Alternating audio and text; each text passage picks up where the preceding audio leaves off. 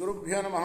శ్రీ మహాగణాధిపతయే నమః. శ్రీ సరస్వతి నమః. భక్తులారా, వాల్మీకి మహర్షి రచించిన శ్రీమద్ రామాయణం యథాతథంగా చెప్పుకున్నాం. ఇందులో భాగంగా నిన్నటి వరకు బాల, అయోధ్య, అరణ్య, కిష్కింధ, సుందరకాండలు పూర్తి చేసి యుద్ధకాండలోని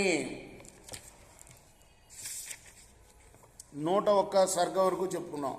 ఈరోజు నా 102వ సర్గని చెప్పుకుందాం. చెప్పుకునే ముందు వాల్మీకి మహర్షిని ప్రార్థన చేసుకుందాం. పూజంతం రామ రామేతి మధురం మధురాక్షరం ఆరుహ్య కవితా శాఖాం వందే వాల్మీకి కోకిలం. సమర్థ సద్గురు సాయినాథ్ మహారాజ్ కీ జై.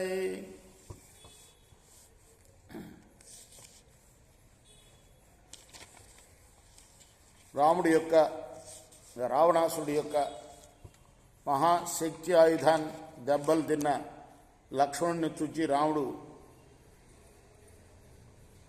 ఆ దురాత్ముడితోటి, ఆ దుర్మార్గుడైన రావణాసురుడితోటి పోరాటం సాగిస్తూ సుషేణుణ్ణి చూసి, సుషేణుడా, రావణాసురుడి యొక్క శక్తి ఆయుధం దెబ్బకు నేల మీద పడిపోయిన ఈ వీరుడు లక్ష్మణుడు, నా తమ్ముడు, పాములాగా పారాడుతున్నాడు. నేను ఈ దుఃఖాన్ని భరించలేకుండా ఉన్నా. వీడు నా ప్రాణం కన్నా నాకు ఎంతో ఇష్టడు. ఈ వీరుణ్ణి చూస్తూ ఉంటే నా మనస్సు కలవరపడుతూ ఉన్నది. ఈ దురవస్థలో నేను ఎలా పోరాడగలను? రావణాసురుడితోటి పోరాడే శక్తి పోతున్నది. నా తమ్ముడు చనిపోయేటట్టయితే నేను బతికి ఉండటం దేనికి? నేను సుఖపడటం ఎందుకు? దురాత్ముడైన రావణాసురుడు నా ఎదుటనే నా తమ్ముణ్ణి పడగొట్టాడు. అందువల్ల నా పరాక్రమం కుంటుపడ్డట్టుగా అనిపిస్తున్నది. నన్ను చూస్తుంటే నాకే సిగ్గేస్తున్నది. ఇప్పుడు ధనస్సు నా చేతిలోంచి జారిపోతూ ఉన్నట్లుగా ఉంది. బాణాలు వెనక్కి లాగుతూ ఉన్నట్లుగా ఉన్నది. కన్నీళ్లు కమ్ముకున్నందువల్ల నాకు చూపు పోతూ ఉన్నట్టుగా ఉన్నది. నిద్రలో నడుస్తున్న వాళ్ళలాగా నా పాదాది అవయవాలు ఇప్పుడు తడబడుతూ ఉన్నాయి. నేను ఇప్పుడు తీవ్ర దుఃఖంలో ఉన్నాను. నా దుఃఖం పెచ్చు పెరిగిపోతూ ఉన్నది. నాకు ఇప్పుడు చచ్చిపోవాలని అనిపిస్తున్నది అని చెప్పాడు. ఆయువు పట్టులో తగిలి యమయాతను అనుభవిస్తూ నిట్టూర్పులు విడుస్తూ ఉన్న తమ్ముణ్ణి, లక్ష్మణ్ణి చూచి రాముడు దుఃఖపరవశుడైపోయాడు. ఏడ్చాడు. ఓ వీరులారా, నా తమ్ముడు పడిపోయాడు. ఈ యుద్ధభూమిలో దుమ్ము కొట్టుకొని పొరలాడుతూ ఉన్నాడు. నాకు ఇక ఈ యుద్ధంతో ఏం పని? ఈ ప్రాణంతో ఏం పని? సీతతో ఏం పని? ఈ యుద్ధభూమిలో నా తమ్ముడు పోయిన తర్వాత నేను రాజ్యం చేయడం ఎందుకు? యుద్ధం చేయడం ఎందుకు? దేశాల్లోనూ భార్యలు దొరుకుతారు. దేశాల్లోనూ మిత్రులు, బంధువులు దొరుకుతారు. తోబుట్టిన తమ్ముడు ఎలా దొరుకుతాడు అని ఎలుగెత్తి ఏడ్చాడు. ఆ దుఃఖంతో అతని దేహేంద్రియాలు స్వాధీనం తప్పిపోయాయి. నేల మీద చతికిలపడ్డాడు. పదే నిట్టూర్పులు విడవటం మొదలుపెట్టాడు రాముడు. శోకధ్యానపరాయణుడయ్యాడు.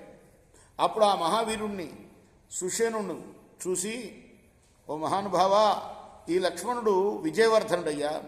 ఇతను చనిపోలేదు. ముఖంలో చనిపోయే లక్షణాలేవి లేవు. అంతేకాదు, ఇతను ముఖంలో కళాకాంతులన్నీ కూడాను చాలా బాగా ఉన్నాయి. మసిపోలేదు. ముఖం ప్రసన్నంగా ఉంది.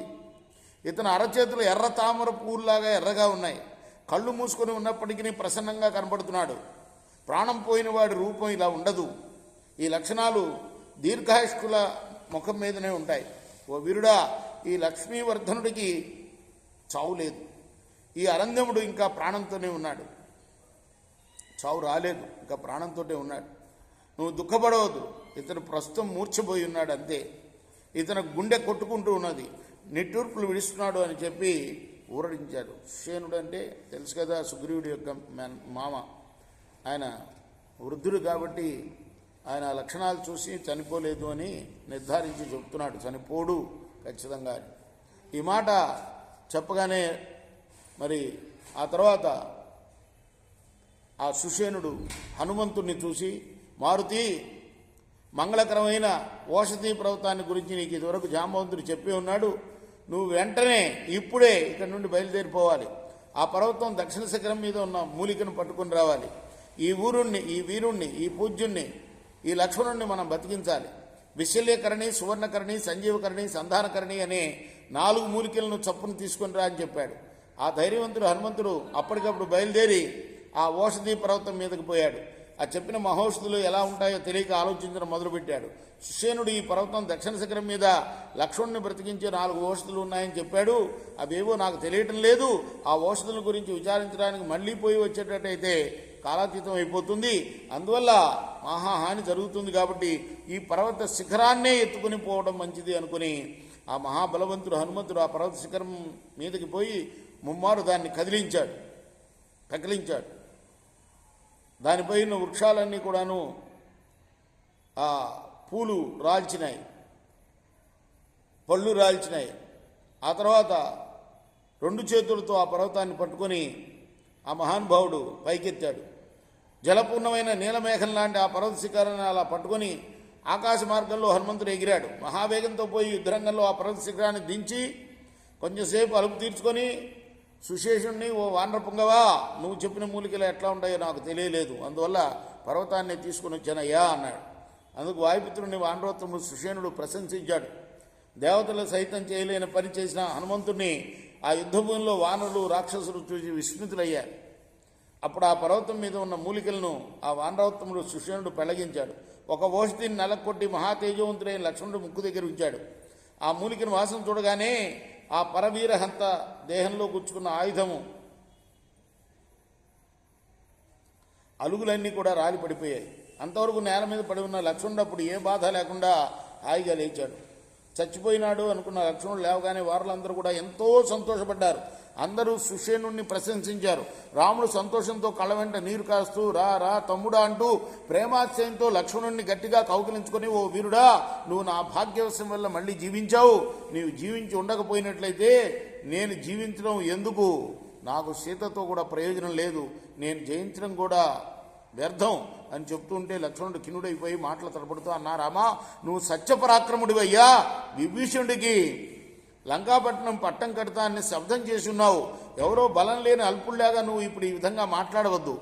నువ్వు పాపరహితుడివి. సత్పురుషులు ప్రతిజ్ఞ తప్పరు. ప్రతిజ్ఞా పరిపాలన మహాత్ముల లక్షణం. ఓ పుణ్యాత్ముడా, నా కోసం నీవు నిరాశ చెందడం చాలించు. ఇక నీవు రావణాసురుని సంహారం చేసి నీ ప్రతిజ్ఞ చెల్లించు. తీక్ష్ణ దంష్ట్రులతో గర్జిస్తూ ఉన్న సింహం కట్టబడ్డ మహాగజం చావక తప్పదు. అదేవిధంగా నీ బాణపథంలోకి వచ్చిన శత్రువు బ్రతికి ఉండటం అన్నది జరగదు. సూర్యాస్తమయ్యేలోపు ఈ దురాత్ముడైన రావణాసురుని వధించాలి. ఇది నా కోరిక. నువ్వు లంకాపట్నానికి విభీషణుని రాజును చేసే ప్రతిజ్ఞ చెల్లించాలి. ఆ జనకాత్మ సీతాదేవిని పొందాలి. నువ్వు ఇప్పుడు పోరాటంలో రావణాసురుని వెంటనే సంహారం చెయ్యి అని చెప్పాడు లక్ష్మణుడు. ఇది 102వ సర్గ. రేపు మనం 103వ సర్గని చెప్పుకుందాం. కృష్ణార్పణమస్తు. సాయి కృష్ణార్పణమస్తు.